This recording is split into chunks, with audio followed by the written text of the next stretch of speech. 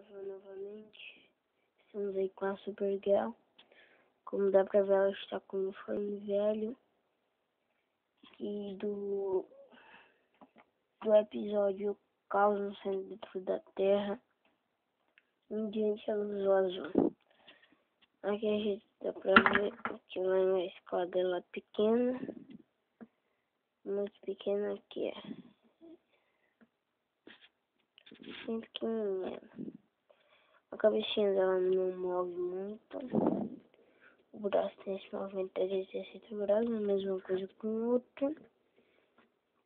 Os pés vão nesse limite. Aí tem a capinha aqui. Aqui, ó.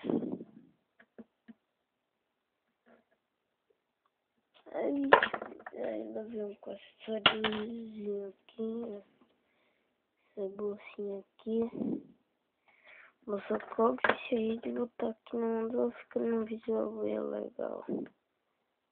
Deixa eu testar aqui.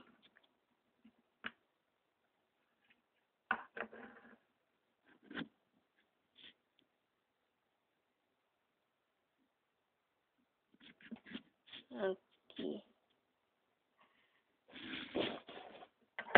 Bastante legal. Aí aqui também dá pra ver a tiarazinha, o olho azul, bem detalhado. Eu aqui. E foi isso, gente. Valeu. Obrigado aí por acessar. Continue acessando aí o meu canal. Eu vou futuramente fazendo um review do Homem Elástico. E valeu aí.